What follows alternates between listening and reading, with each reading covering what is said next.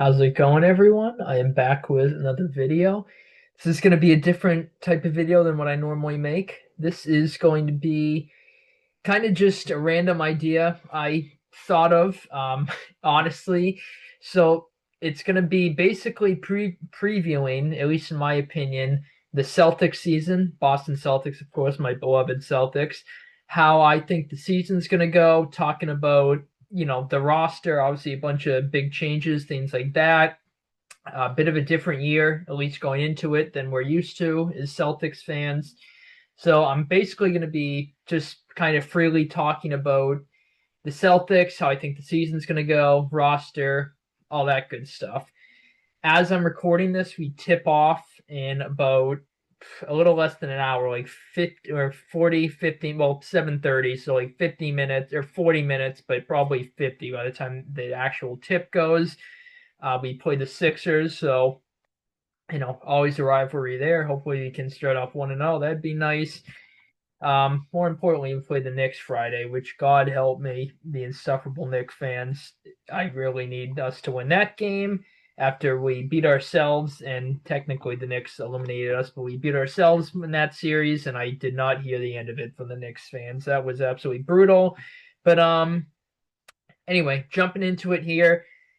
So I figured a good spot to start out here would just be going over the depth chart. So basically, the two big guys, the two biggest names that stayed the same are obviously Derek White and Jaylen Brown. So Derek White, he's been phenomenal for us since we traded for him in the middle of the season in 22. I actually did not like. I wasn't the biggest Derek White guy when we first traded for him. I was I just I don't want to. Of course, I supported him, but I wasn't. I just was finding myself more frustrated. I felt like when he initially got traded to our team, and then the 22 playoff run, I've loved him from there on out. Could not imagine where we would be without Derek White. So Derek White's been super consistent for us the past couple years. I think he'll take a bit of a jump up this season as far as his performance. And then obviously the other big guy, Jaylen Brown. Jaylen Brown, obviously all the pressure's on him, all the expectations are on him to pick up the slack that unfortunately, obviously Tatum's not going to be able to. Talk about him in a minute here. But yeah, Jaylen Brown, he scored, in like the lower 20s, like mid 20s every season for, the past couple of years. If we, want to be a good team this year, a lot of people think he's going to need to up that scoring quite a bit. Again, pick up for some of the slack that we're going to be missing out for Tatum. Hauser, looks like he's going to be starting for us this year. So yeah, Hauser, he's been pretty. Last year he was a bit off, but 24 he was fantastic. Obviously, he's a heavy 3-point shooter. That's like all he shoots. He has like more 3-pointers than 2-pointers, or 3-point attempts than 2-point attempts. I mean, this depth chart. I guess this is technically our depth chart now, but like Joe Mazzulla is kind of, obviously we know Derek White and Brown and Simons are starting, but um he's kind of been a bit iffy on the starting center, but I guess it's Keita. I haven't even seen him officially announce the starting lineup, but I guess it's Keita. Um, yeah, so Keita, that's another guy. I like Keita. Obviously, he didn't play too much. He actually played a bit at the start of last season. I liked what I saw from Keita, and he got some action toward the end of the 24 season. The technically it's the 23 season. He did pretty good there. Well, actually, no, sorry, it was the 24 season. It's a bit confusing, because every sport, at least basketball and football, from off the top of my head that I can remember, just go into the following season, so it can be a bit weird when you're saying what specific season. But the year we won the championship, I mean the 24 season, 23-24 season. Kid got some action at the end of the season there. I liked what I saw from him there. People were saying he should replace Cornette, his minutes. Obviously, Cornette, one of many offseason losses. He went to the Spurs. Him and Wemby going to be absolutely insane. The height those two guys have. But Keita got some playing time sort of last season. I liked what I saw from him. Of course, he could improve in a lot of areas, but for the most part, I liked him. He had a big game against the Warriors early on this season. Um, he has been a bit. a bit he's what's the word I'm looking for? He's underachieved a bit compared to what we've kind of expected of him in the preseason. At least he, played fairly good in the fourth preseason game against the Raptors. So big year for him. Obviously, still a super young player. Hopefully, he has a good year. And then obviously Simons, we traded for. He was in the Holiday trade. Traded Holiday to the Blazers. Got Simons. And then there was rumors in the offseason we might trade him. I like Anthony Simons. He's a good scorer, an efficient scorer. I think he'll have an under the radar year. He'll be pretty good this year. Especially the Joe Mazzulla led offense. I'm sure he'll get the most out of Simons. Sure, we'll be jacking up a lot of threes this year per usual under Joe. So, actually, this is the first year that we're not going to have a stretch five at center, so that's going to change the offense. I saw Joe Mazzulla talking about that a bit. Yeah, losing Holiday is obviously going to hurt, but I think this year, even if Tatum didn't get hurt, I think we were just going to kind of bite the bullet as far as salary. We had to, trade Porzingis to the Hawks. Obviously, we traded Holiday, so that was, the two biggest casualties as far as salary. Had to get under that second apron. So, yeah, I think it was bound to happen, but obviously, I think the Tatum injury, I think we just kind of bit the bullet and, probably figured this season will probably float around 500, the playoff picture. So let's just bite the bullet now instead of, putting it off till later. Pritchard, obviously love Pritchard, sixth man of the year. Some people say he should start. I'm sure he'll get a decent amount of starts this season. He'll have a monster year, I think. I like Baylor Shireman. He has like a really odd jump shot sometimes, but I like Shireman. I like what I saw from last year. Obviously, he didn't play a lot, but I liked what I saw from him. Chris Boucher, that's another guy we got. So obviously we lost some big name guys. We signed some pretty good depth pieces and under the radar guys. Boucher was pretty solid with the Raptors, and he played pretty good in the preseason for us. I'm excited for him there. Luka Garza, he was solid with the Grizzlies, but obviously didn't really play too much. I'm excited for him. Gonzalez, our rookie, I like him. Minot played pretty good in the preseason. Excited for him.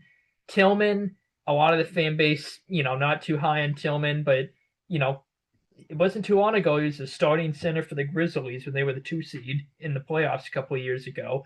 So Tillman, quality player. I like him. Hopefully he has a good year.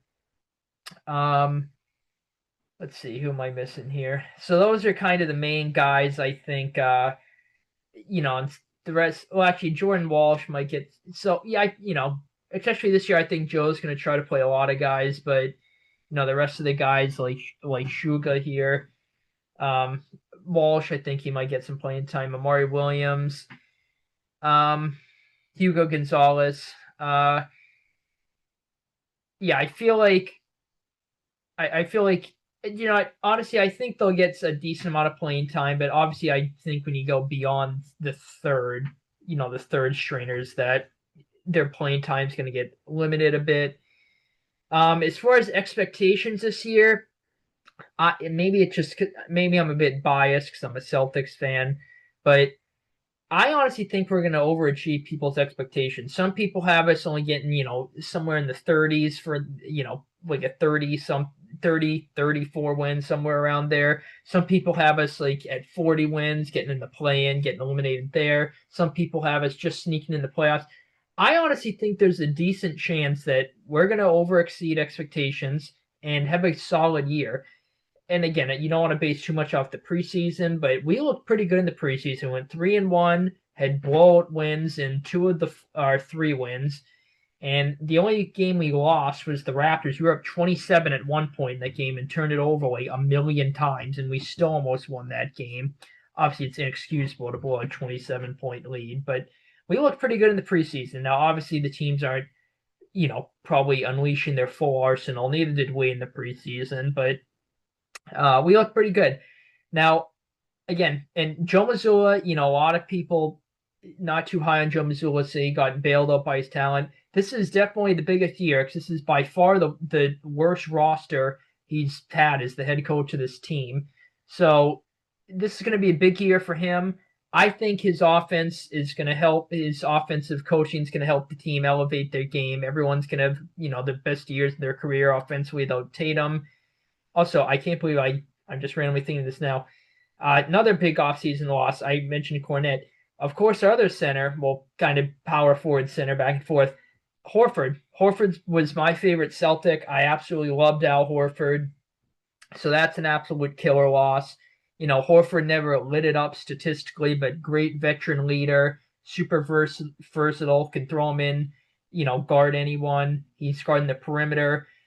And, my friend and I, Colby, would always joke that his 3-pointers would kind of feel like a 4-pointer because they would be like momentum changing ones, like big shot threes, things like that. So for us, I can't believe I almost forgot about the GOAT, Al Horford. But yeah, anyway, as far as expectations, I think we could get somewhere in like the mid 40 wins, maybe even higher 40s. Maybe our ceiling, I think, would be, in the low 50s. But I think most likely, if I had to guess, I would say somewhere in the mid 40s, higher 40s, lower 40s, somewhere around there. I think 42 to like 48 is a reasonable win range for us this year. And the key is we just kind of got to stay afloat in the playoff picture. And it seems like Tatum, it's getting more and more likely he's going to come back this season. Now, the last thing we want is for him to rush to come back. We only want him to come back if he's 100% and, his Achilles is not in danger of being, re-injured. Now, Tatum said that in the I forget which interview, but I saw him in an interview say something along the lines of that he only wants to come back if he's 100%. But sorry, I'm just looking at this depth chart. I'm just really looking at this depth chart. I was okay. I was gonna say Chris Boucher should be a second stringer. There he is, there at power forward. Sorry, I just got sidetracked there. But yeah, Tatum said he only wants to come back if he's fully healthy. That there's no he's not going to rush himself back if he's not healthy. So, of course, obviously that would be a big boost for us. We only want to come back if he's fully healthy, and he's targeting. He hasn't said this, but actually the ESPN injury report listed him as I think April 1st. Now I don't know. They probably are just completely shotgunning and estimating that guess, but that would be nice. Actually, April 1st is my birthday, so that would be a fantastic birthday gift.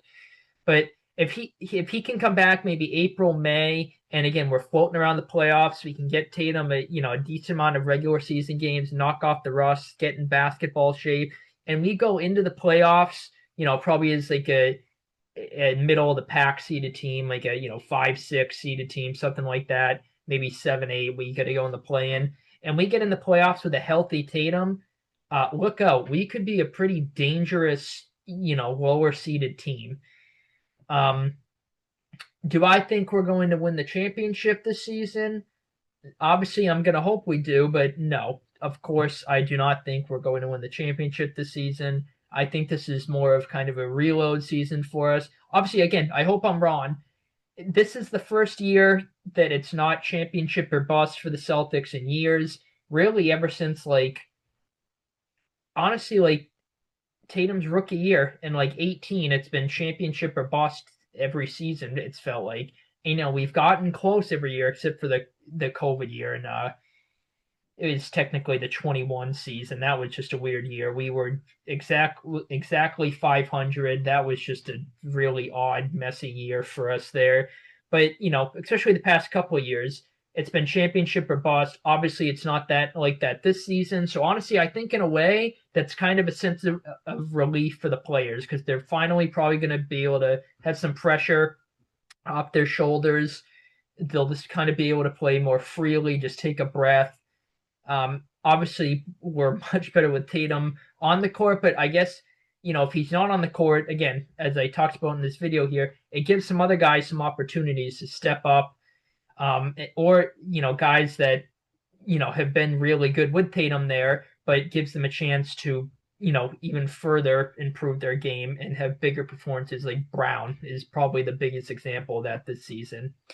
So Again, do I think we're going to win the championship this season? No, I do not. I'm going to obviously root for us to do so and hope we do so, but I'm not holding out hope for it. And of course, every year I want us to win the championship, but kind of like I just outlined, in a way, it's almost a bit refreshing that it's finally not championship or boss. We can kind of just take a breath, enjoy the season for what it is, have some fun. But obviously, I'd much rather us be a juggernaut and win the championship every year. But um, yeah.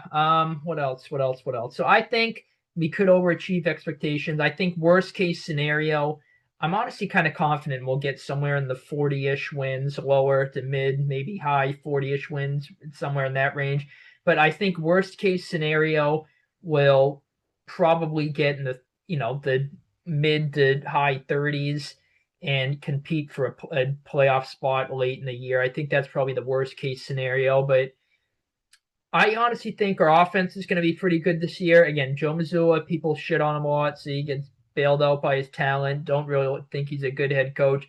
Obviously, massive year for him, as I was talking about earlier. I think offensively, the guys going to elevate their game around Joe, and we'll probably win a decent amount of games like we have under Joe the past couple of seasons. This is year 4 for Missoula. And we've won a decent amount of games just from purely getting hot from the 3-point line. We're shooting at such a good rate that we jump out to a big lead, and it's just difficult for teams to catch up to us because of that. Now, obviously, we've blown a million leads with Joe Mazzulla. So and when I say blow the leads, I don't necessarily mean we lose the game. Some of them we do, but some of them we blow the lead, but we end up winning the game. But my point is I think we're going to win a decent amount of games, just like normal under Joe Mazzulla, simply from having a hot 3-point shooting night. I think we'll have a good season offensively. Defensively, I think we could be a solid team. I will say I'm a bit concerned about rebounding. I think that's going to be our big weakness this season. I think we're going to get killed on the glass. Keita, again, obviously he's not a stretch 5. It's like the first time we don't have a stretch 5 lineup, as I mentioned earlier. But because obviously we had Porzingis or Horford starting at center. Both of them can shoot 3 the past couple seasons. So we're going to have to adapt our game a bit there. But, I guess the positive of that is Keita, you can argue, maybe he's a better rebounder than Porzingis was. Obviously sacrificed the shooting, but the flip end, maybe he's going to become a better rebounder. So yeah, rebounding I think will be an Achilles heel for us this year. But again, I'm sort of optimistic. I'm excited to see how this year goes. And yeah, just in general, another good thing for us, the East really does not look too great on paper.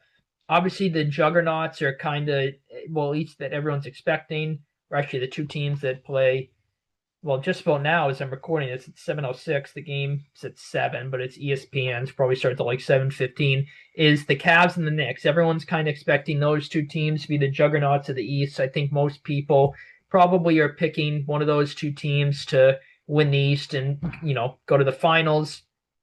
But besides those two teams, the Bucks, they've been in like purgatory since they made the Dame trade. They're just kind of stuck in the mud, stuck in neutral, I feel like. The Pacers, obviously, they made, the Cinderella run to the finals last year. Super exciting run, but obviously Halliburton out for the year, assumingly, with the Achilles injury. TJ McConnell missing time, so they could be, I don't think by any means they'll be bad, but I don't think they're going to be a juggernaut of the East this season. But I certainly think they'll make the playoffs, but I don't think they'll be making a finals run without Halliburton. What's another team? The Magic, the team we played in the first round last year. I think they'll kind of have a solid year, under the radar year. But do I think they'll be making the finals? No. Another good team we're familiar with. The Heat, again, talk about a team stuck in purgatory. They're probably going to be, like every year, feels like the past few seasons, floating around 500, sneak into the play-in. I feel like that's the Heat's destiny. The Pistons, that could be a fun team this year. They'll be a solid team, but do I think they'll be making the finals? No. But they'll be a fun team to watch. Obviously, a really fun year for them last year. I think they'll be even better this year. Um, Hawks, they could be an under the radar team. You know, we traded Porzingis to them. Their offense could be pretty fun. Um, so we'll have to see how they do, but I think they'll have a good year. Um, what else? What else? What else? Let's just see some other teams here. Um, let's see. Yeah, so I think I outlined most of the teams in the East. But basically my point is, well, actually, this will be easier.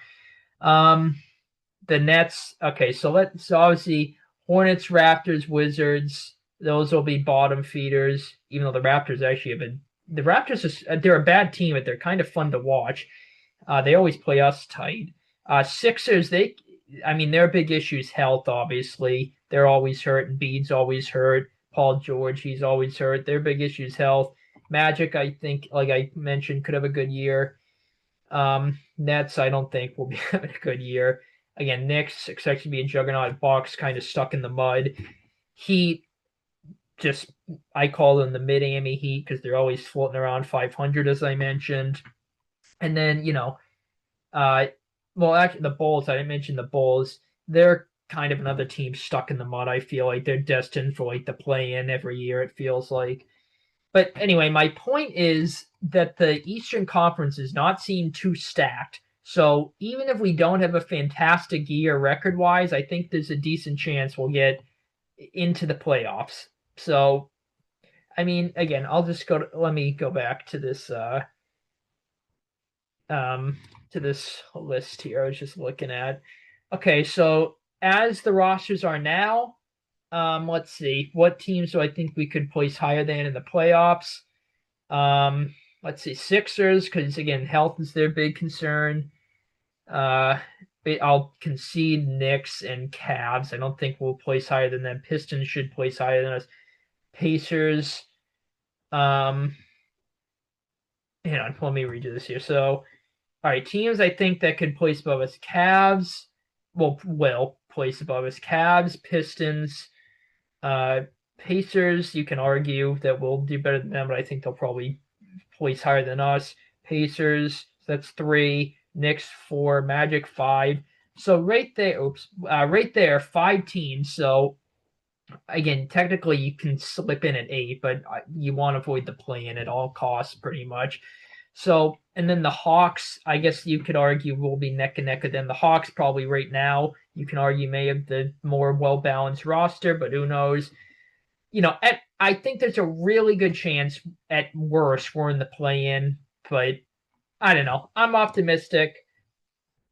But we'll have to see how the season goes, obviously. Again, just going to be a fun year, kind of now that all the pressure isn't on the guys. And I'm excited as a fan to see how this year goes.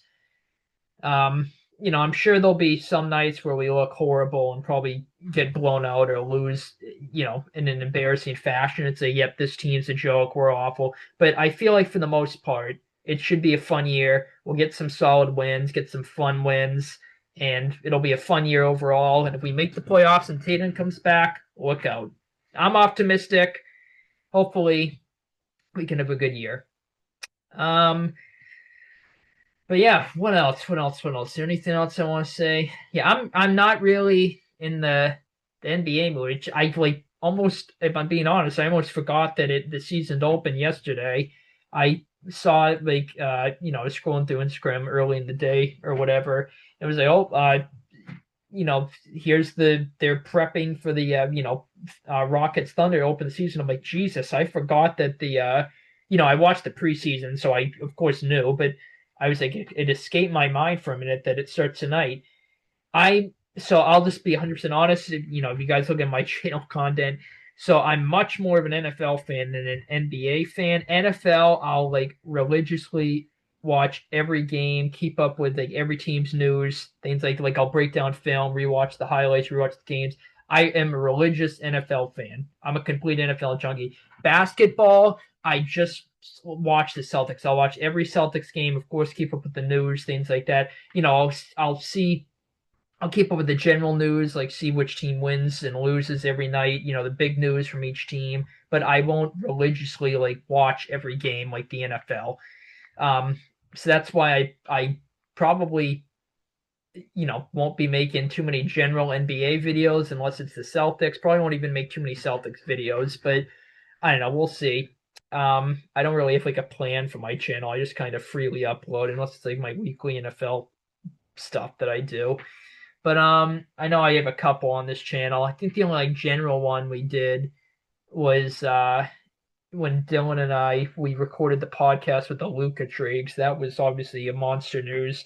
Him and AD swapping teams.